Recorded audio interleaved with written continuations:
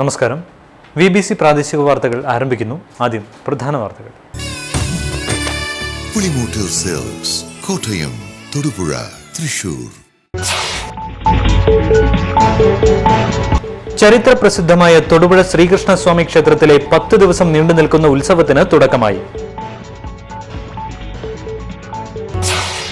ചോദ്യപേപ്പർ വിവാദത്തെ തുടർന്ന് ന്യൂമാൻ കോളേജിൽ നിന്ന് പുറത്താക്കിയ പ്രൊഫസർ TJ ജോസഫ് ജോലിയിൽ തിരികെ പ്രവേശിച്ചു. 31-ന് വീണ്ടുമെത്തി ഹാജർ രജിസ്റ്ററിൽ ഔദ്യോഗിക ജീവിതത്തിലെ അവസാനത്തെ ഒപ്പ് രേഖപ്പെടുത്തി ജോലിയിൽ നിന്നും TJ ജോസഫ് വിരമിക്കും. കദളിക്കാട് പിരളിമറ്റത്തെ നെടുമല ഗുഹാസമുച്ചയം തകർക്കാൻ പാറമട ലോബി വീണ്ടും ശ്രമം ആരംഭിച്ചു. വെള്ളിയാഴ്ച രാവിലെ 50ഓളം പേരുടെ അകമ്പടിയോടെ സ്ഥലത്തെത്തിച്ച യന്ത്രസാമഗ്രികൾ നാട്ടുകാർ തടഞ്ഞു. സലീം രാജ് ഉൾപ്പെട്ട ഭൂമി തട്ടിപ്പ് കേസിൽ ഹൈക്കോടതി വിമർശനം ഏറ്റുവാങ്ങിയ മുഖ്യമന്ത്രി രാജിവെക്കണമെന്ന് പിണറായി വിജയൻ.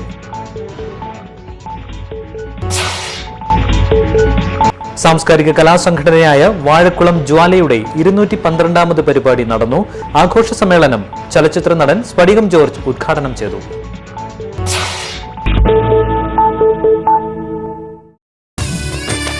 പുളിമൂട്ടിൽ സെൽസ്, കോട്ടയം, തൊടുപുഴ, തൃശൂർ. വാർത്തകൾ വിശദമായി. ഉത്സവ വിശേഷങ്ങൾ.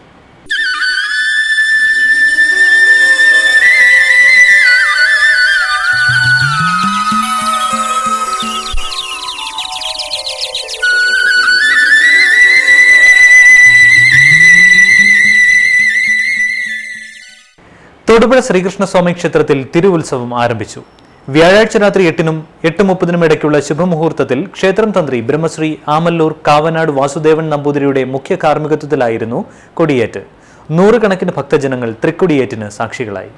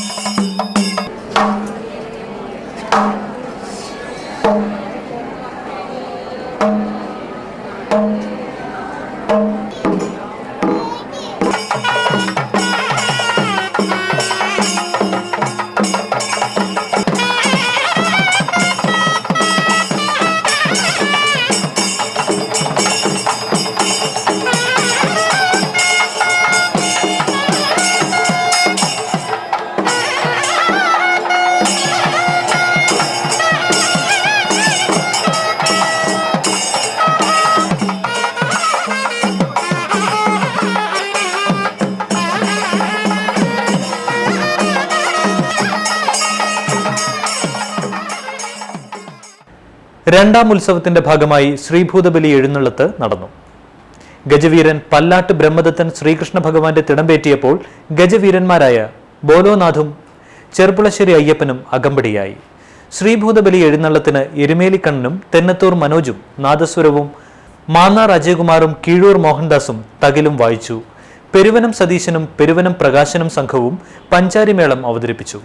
മൂന്നാം ഉത്സവത്തിന് ശനിയാഴ്ച വൈകിട്ട് 6-ന് ചേർത്തല കൊക്കോതമംഗലം ഹരിശ്രീ കലാസമിതി കുറത്തിയാട്ടവും 7:30-ന് സ്വാമി അയ്യപ്പദാസിന്റെ ആധ്യാത്മിക പ്രഭാഷണവും 8:45-ന് തൃപ്പൂണിത്തറ മധുരിമ ഉണ്ണികൃഷ്ണൻ ആൻഡ് പാർട്ടി അവതരിപ്പിക്കുന്ന ഹരികഥയും 10-ന് ശാസ്ത്രീയ നൃത്തവും നടക്കും. കൂടാതെ വൈകിട്ട് 7 മുതൽ 9 വരെ കലാനിലയം ഉദയൻ നമ്പൂതിരിയും ചിറക്കൽ നിതീഷും ഡബിൾ തായമ്പക അവതരിപ്പിക്കും. അയൽവാസിയുടെ വീട്ടുവളപ്പിൽ യുവതി കൊല്ലപ്പെട്ട നിലയിൽ കണ്ടെത്തിയ സംഭവത്തിൽ ഭർത്താവ് അറസ്റ്റിൽ. കാഞ്ഞാർ ഞരളംപുഴ മുടയാനി കോളനിയിൽ അനിത കൊല്ലപ്പെട്ട സംഭവത്തിലാണ് ഭർത്താവ് ജയേഷിനെ കാഞ്ഞാർ പോലീസ് അറസ്റ്റ് ചെയ്തത്. വഴക്കെട്ടതിനെ തുടർന്ന് അയൽവാസിയുടെ പറമ്പിലിരുന്ന് കരയുകയായിരുന്ന ഭാര്യയെ കഴുത്തിൽ ചുരിദാർ ഷാൾ മുറുക്കി കൊലപ്പെടുത്തുകയായിരുന്നുവെന്ന് ജയേഷ് മൊഴി നൽകി. അയൽ വീട്ടിലെ യുവതിയെ വിവാഹം കഴിക്കുന്നതിനാണ് ഭാര്യയെ കൊന്നതെന്നും പറയപ്പെടുന്നു. ഇതിനുശേഷം അടുക്കളയിലെത്തി ഷാൾ കത്തിച്ച് തെളിവ് നശിപ്പിച്ചതായും തൊടുപുഴ ഡിവൈഎസ്പി KM സാബു മാത്യു പറഞ്ഞു. അനിതയ്ക്ക് കേൾവിക്കുറവുണ്ടായിരുന്നതിന്റെ പേരിലും ജയേഷ് പ്രശ്നങ്ങളുണ്ടാക്കിയിരുന്നു. 1 വർഷം മുൻപ് ജയേഷ് അനിതയെ മർദ്ദിച്ചവശയാക്കിയിരുന്നു. ഇതേ തുടർന്ന് അനിത ആശുപത്രിയിൽ ചികിത്സയിലായിരുന്നു. വഴക്കുണ്ടാകുമ്പോൾ അനിത സ്ഥിരമായി പോയി ഇരിക്കുന്നത് അയൽവാസിയുടെ ആൾതാമസമില്ലാതിരുന്ന പറമ്പിലാണ്.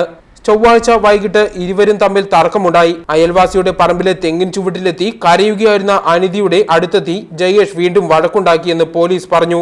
മൃതദേഹം തെങ്ങിൻ ചുവട്ടിൽ ഉപേക്ഷിച്ച ശേഷം തിരികെ വീട്ടിലെത്തി വൈകിട്ട് 6 മണി വരെ കിടന്നുറങ്ങി.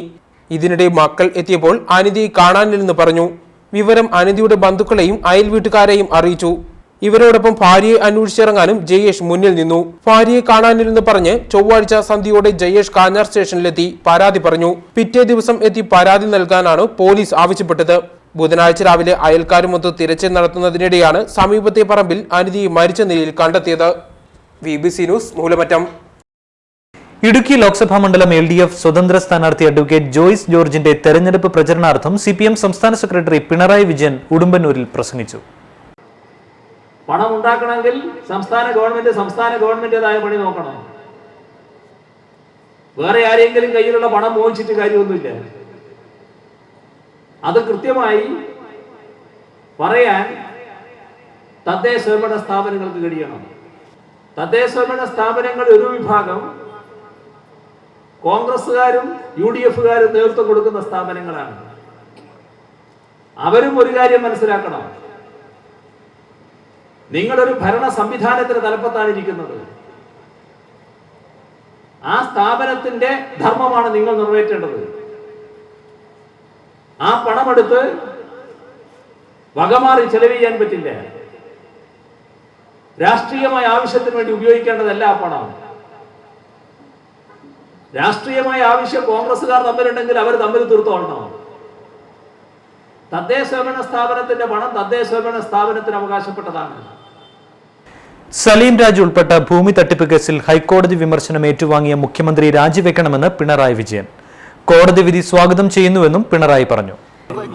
മുഖ്യമന്ത്രി നേരത്തെ സ്ഥാനത്ത് തുടരാൻ അർഹനല്ല. ഏതു തരത്തിൽ നാണം കെട്ടും തൻ്റെ അധികാര കസേര സംരക്ഷിക്കുമെന്ന നിലപാടാണ് മുഖ്യമന്ത്രി തുടർച്ചയായി സ്വീകരിച്ചുകൊണ്ടിരിക്കുന്നത്.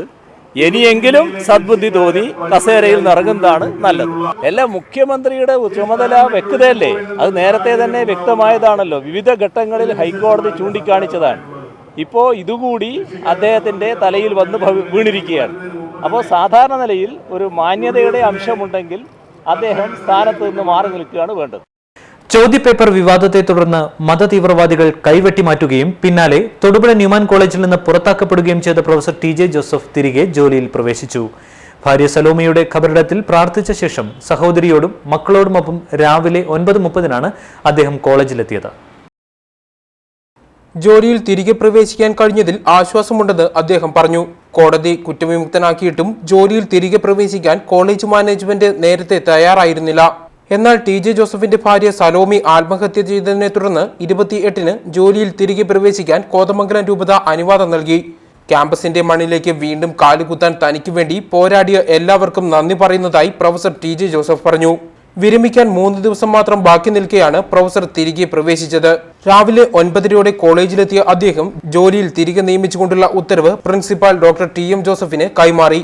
ഈ മാസം അവസാനിക്കുന്നതിന് മുമ്പായി ജോലിയിൽ തിരികെ കയറിയെങ്കിൽ മാത്രമേ പെൻഷൻ ഉൾപ്പെടെയുള്ള ആനുകൂല്യങ്ങൾ സംബന്ധിച്ച കാര്യങ്ങൾ തീരുമാനമാവുകയുള്ളൂ. തന്നെ ജോലിയിൽ തിരിച്ചെടുക്കാൻ വലിയ സഹായകരമായത് VS ആണെന്നും VS വിവരം തിരക്കുകയും പ്രശ്നത്തിൽ ഇടപെടുകയും ചെയ്തതായും മാനേജ്മെന്റ് ഉടൻ തിരിച്ചെടുക്കുമെന്നും കാത്തിരുന്ന് കാണാമെന്നും അദ്ദേഹം പറഞ്ഞതായും കോളേജിലേക്ക് വീണ്ടും എത്തിയ ജോസഫ് പറഞ്ഞു. വലിയ സന്തോഷം തോന്നുന്നുണ്ട്. പക്ഷേ വലിയൊരു സങ്കടത്തിന്റെ പശ്ചാത്തലത്തിലാണ് ഇങ്ങനെയൊരു ആശ്വാസത്തിലേക്ക്, എൻ്റെ ഒരു ചിരകാലാഭിലാഷത്തിലേക്ക് വന്നതിൽ എനിക്ക് വലിയ ദുഃഖമുണ്ട്. ഇത് 1 മാസം മുമ്പായിരുന്നു എങ്കിലെന്ന് ഞാൻ ഈ അവസരത്തിൽ ഓർത്തു പോവുകയാണ്. ഏതായാലും സങ്കടങ്ങൾക്ക് നടുവിൽ ഇങ്ങനൊരു ആശ്വാസം കിട്ടിയതിൽ എനിക്ക് വളരെ സന്തോഷമുണ്ട്. നീതിക്ക് വേണ്ടിയിട്ടുള്ള ഒരു പോരാട്ടത്തിൻ്റെ പാതയിലായിരുന്നു ഞാൻ. ഒപ്പമുണ്ടായിരുന്ന ഒരാൾ അതിനിടയിൽ ജീവൻ ത്യജിക്കേണ്ടി വന്നു എന്നുള്ളത് എനിക്ക് വളരെ സങ്കടകരമാണ്. ഏതായാലും ഈ അവസരത്തിൽ എൻ്റെ മനസ്സിൽ നിറഞ്ഞു നിൽക്കുന്നത് എൻ്റെ ഭാര്യ സലോമി തന്നെയാണ്. എന്നോടൊപ്പം ഉണ്ട് എന്ന് തന്നെയാണ് ഞാൻ എപ്പോഴും വിശ്വസിക്കുന്നത്. വ്യാഴാഴ്ച രാത്രിയോടെ പുനർനിയമന ഉത്തരവ് അദ്ദേഹത്തിന് ലഭിച്ചു. മുഴുവൻ ആനുകൂല്യങ്ങളോടും കൂടി വിരമിക്കാൻ സാഹചര്യം ഒരുക്കാമെന്ന മാനേജ്മെന്റിന്റെ അറിയിപ്പിനെ തുടർന്നാണ് പ്രൊഫസർ ടി.ജി. ജോസഫ് കോളേജിലേക്ക് തിരികെ എത്തിയത്. വിരമിക്കാൻ 3 ദിവസം മാത്രം ബാക്കി നിൽക്കെയാണ് തിരികെ പ്രവേശിച്ചത്. തന്റെ വിഷയത്തിൽ മനുഷ്യാവകാശ സംഘടനകൾ, ന്യൂനപക്ഷ അവകാശ സംഘടനകൾ, യൂണിവേഴ്സിറ്റിയിലെയും സർക്കാരിലെയും ഉദ്യോഗസ്ഥർ, സുഹൃത്തുക്കൾ, അഭ്യുദയകാംക്ഷികളെല്ലാം ഒരുപോലെ പ്രയത്നിച്ചെന്നും എല്ലാവർക്കും നന്ദി പറയുന്നതായും അദ്ദേഹം പറഞ്ഞു.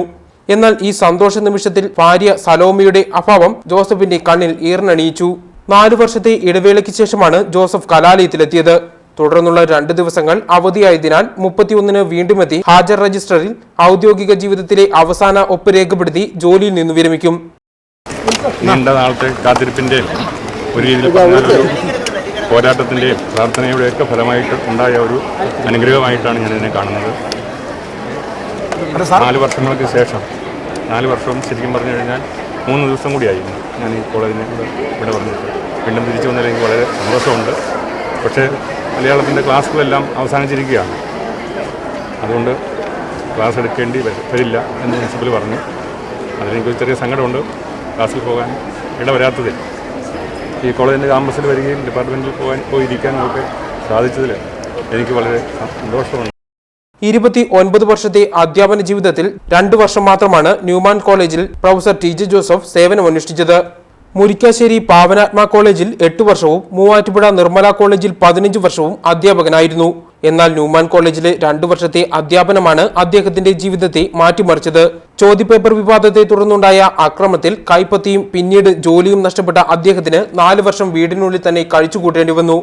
ജീവിതത്തിൽ തുടർച്ചയായി തിരിച്ചടികൾ നേരിട്ടപ്പോഴും താങ്ങായി കൂടെയുണ്ടായ ഭാര്യ സലോമി കൂടി വിട പറഞ്ഞതോടെ ആകെ തളർന്നുപോയ അദ്ദേഹത്തിന് മാനുഷിക പരിഗണനയുടെ അടിസ്ഥാനത്തിലാണ് കോതമംഗലം രൂപത ഇടപെട്ട് ജോലിയിൽ തിരിച്ചെത്താൻ വഴിയൊരുക്കിയത്. ജോലിയിൽ തിരികെ പ്രവേശിക്കാനുള്ള പ്രൊഫസറുടെ അവകാശം അധികൃതരുടെ പിടിവാശി മൂലം നഷ്ടമാകുമെന്ന ആശങ്കയാണ് സലോമിയെ മരണത്തിലേക്ക് നയിച്ചതെന്ന ആരോപണവും രൂപതയുടെ ഇടപെടലിനു പിന്നിലുണ്ടായിരുന്നു. ഒട്ടനവധി ഓർമ്മകളും വേദനകളുമായി ജോസഫ് കോളേജിൽ തിരിച്ചെത്തിയപ്പോൾ അദ്ദേഹത്തിന്റെ സുരക്ഷ ഉറപ്പാക്കാൻ പോലീസും രഹസ്യാന്വേഷണ വിഭാഗവും ഒരുക്കങ്ങൾ ഊർജിതമാക്കിയിരുന്നു. VBC news Thodupuzha. കദളിക്കാട് പിരളിമറ്റത്തെ നെടുമല ഗുഹാസമുച്ചയം തകർക്കാൻ പാറമട ലോബി വീണ്ടും ശ്രമം ആരംഭിച്ചു. ഇതിന്റെ ഭാഗമായി വെള്ളിയാഴ്ച രാവിലെ 50ഓളം പേരുടെ അകമ്പടിയോടെ സ്ഥലത്തെത്തിച്ച യന്ത്രസാമഗ്രികൾ നാട്ടുകാർ തടഞ്ഞു. കദളിക്കാട് പരളിമറ്റത്തെ നെടുമലയിലെ കടുവ അള്ളെന്ന് വിശേഷിപ്പിക്കപ്പെടുന്ന ഗുഹാസമുച്ചയങ്ങളാണ് എറണാകുളം ജില്ലയിലെ പാറമട ലോബി അധികൃതരുടെ ഒത്താശയോടെ സമൂലം നശിപ്പിക്കാൻ പദ്ധതി ഒരുക്കിയിരിക്കുന്നത്. ക്രമസമാധാന പാലനം നടത്തേണ്ട കേരള പോലീസും ഗുണ്ട അക്രമി സംഘങ്ങളെ പൂർണ്ണ സംരക്ഷണം നൽകിയാണ് നെടുമലയിലെത്തിക്കുന്നതത്രേ. ഇതിനു മുമ്പ് പലതവണയും പാറ പൊട്ടിക്കാനെന്ന വ്യാജേന അതീവ പ്രാധാന്യമുള്ള ഗുഹാസമുച്ചയം തകർക്കുന്നതിന് പാറമട മുതലാളിയുടെ ഗുണ്ടകൾ എത്തിയിരുന്നു. നാട്ടുകാരോട് തട്ടിക്കയറുകയും ഭീഷണിപ്പെടുത്തുകയും അസഭ്യവർഷം നടത്തുകയും ചെയ്ത ഗുണ്ടകളെ നാട്ടുകാർ പിടികൂടി പോലീസിൽ ഏൽപ്പിച്ചെങ്കിലും പോലീസ് അക്രമികളെ രക്ഷപ്പെടുത്തുകയായിരുന്നു അത്രേ. പാറകാൽ സമ്പന്നമായ ഒരു സ്ഥലമാണ്. ഇവിടെ ഒരു പഴയ ഗുഹയും അതുപോലുള്ള കാര്യങ്ങളും എല്ലാം ഉണ്ട്. ഇത് പൊട്ടിച്ച് തകർക്കുന്നതിന് വേണ്ടിയിട്ട് പാറമട ലോബികൾ കുറേ നാളുകളായിട്ട് ശ്രമിച്ചുകൊണ്ടിരിക്കുകയാണ്. ഞങ്ങൾ നിരന്തരമായിട്ട് കോടതികളിലും അതുപോലെ എല്ലാ ഉദ്യോഗസ്ഥന്മാർക്കും മറ്റ് പഞ്ചായത്ത്, ബ്ലോക്ക്, ജില്ലാ കളക്ടർ അതുപോലെ എല്ലാ മുഖ്യമന്ത്രി എല്ലാവർക്കും പരാതി അയച്ചു. ഇത് ഇങ്ങനൊരു പുരാതന ഗുഹയുണ്ട്, അത് തകർക്കരുത് എന്ന് പലതവണ ആവശ്യപ്പെട്ടിട്ടുള്ളതാണ്. പലതവണ പരാതികൾ കൊടുത്തിട്ടുള്ളതാണ്. പക്ഷേ ആളുകളുടെ ഇത്തരം പരാതികളെല്ലാം അവഗണിച്ചുകൊണ്ട് ഇവർക്ക് എല്ലാ പേപ്പറുകളുണ്ട് എന്ന് അവകാശപ്പെട്ട് അവർ ഇത് തകർക്കാൻ വേണ്ടി തയ്യാറായിട്ട് വന്നിരിക്കുകയാണ്. ഞാനിവിടെ പാറമടയുടെ അടുത്ത് താമസിക്കുന്ന ആളാണ്. തൊട്ട് താഴെ ഇഷ്ടം പോലെ വീടുകളുണ്ട്. പിള്ളേരും പ്രായമായവരും ഒക്കെ ഒത്തിരി പേര് ഇവിടെ താമസിക്കുന്നതാണ്. ഞങ്ങൾക്ക് ഒത്തിരി അസുഖങ്ങളൊക്കെ ഉള്ള ആൾക്കാരാണ് ഇവിടെ കൂടുതലും. അപ്പോൾ പാറ പൊട്ടിച്ചാൽ അതിൻ്റെ പൊടിയും എല്ലാം പിള്ളേരെയും ഞങ്ങളെ പ്രായമായവരെയും ബാധിക്കും. പിന്നെ എന്ത് കാരണവശാലും എന്തൊക്കെ ആൾക്കാർ വന്നാലും ഞങ്ങളിവിടെ കിടന്ന് മരിച്ചു വീണാലും ഞങ്ങൾ സമ്മതിക്കില്ല ഇത് പൊട്ടിക്കാൻ. പത്രമാധ്യമങ്ങളിൽ ഗുഹാ സമുച്ചയത്തെപ്പറ്റി വാർത്തകൾ പ്രചരിച്ചതോടെ സത്യാവസ്ഥ അറിയാനും കടുവ ഗുഹകൾ സന്ദർശിക്കാനും എത്തിയ സഞ്ചാരികളെ പോലും പാറമട ലോബികൾ കള്ളക്കേസിൽ കുടുക്കിയതായും നാട്ടുകാർ ആരോപിക്കുന്നു. ജനവാസ കേന്ദ്രത്തിൽ ഏകദേശം 80 ഡിഗ്രിയോളം ചരിവുള്ള കരിങ്കല്ല് പൊട്ടിച്ചാൽ സ്വൈര്യ ജീവിതം താറുമാറാകുമെന്ന് ചൂണ്ടിക്കാണിച്ച് നാട്ടുകാർ അധികൃതർക്ക് നിരവധി തവണ പരാതികൾ സമർപ്പിച്ചിട്ടും ഇതുവരെയും പ്രശ്നത്തിൽ വ്യക്തമായ നിലപാടുകൾ എടുത്തിട്ടില്ല.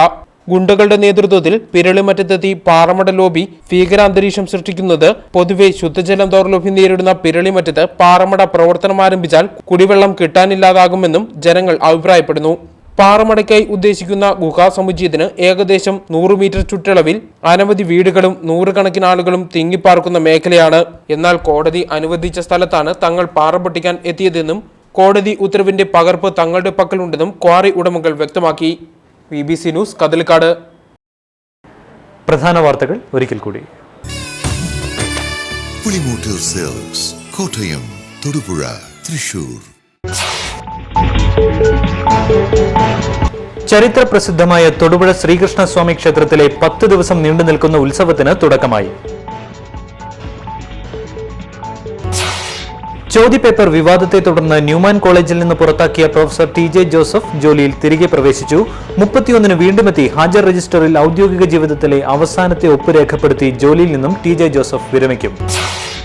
കദളിക്കാട് പിരളിമറ്റത്തെ നെടുമല ഗുഹാ സമുച്ചയം തകർക്കാൻ പാറമട ലോബി വീണ്ടും ശ്രമം ആരംഭിച്ചു. വെള്ളിയാഴ്ച രാവിലെ 50ഓളം പേരുടെ അകമ്പടിയോടെ സ്ഥലത്തെത്തിച്ച യന്ത്രസാമഗ്രികൾ നാട്ടുകാർ തടഞ്ഞു. സലീം രാജ് ഉൾപ്പെട്ട ഭൂമി തട്ടിപ്പ് കേസിൽ ഹൈക്കോടതി വിമർശനം ഏറ്റുവാങ്ങിയ മുഖ്യമന്ത്രി രാജിവെക്കണമെന്ന് പിണറായി വിജയൻ.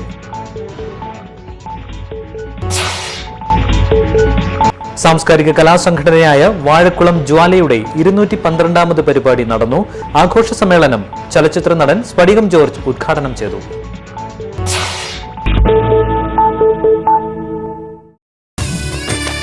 പുളിമൂട്ടിൽ സിൽക്സ്, കോട്ടയം, തൊടുപുഴ, തൃശൂർ. ഇതോടുകൂടി ഈ വാർത്താ ബുള്ളറ്റിൻ സമാപിക്കുന്നു. നമസ്കാരം.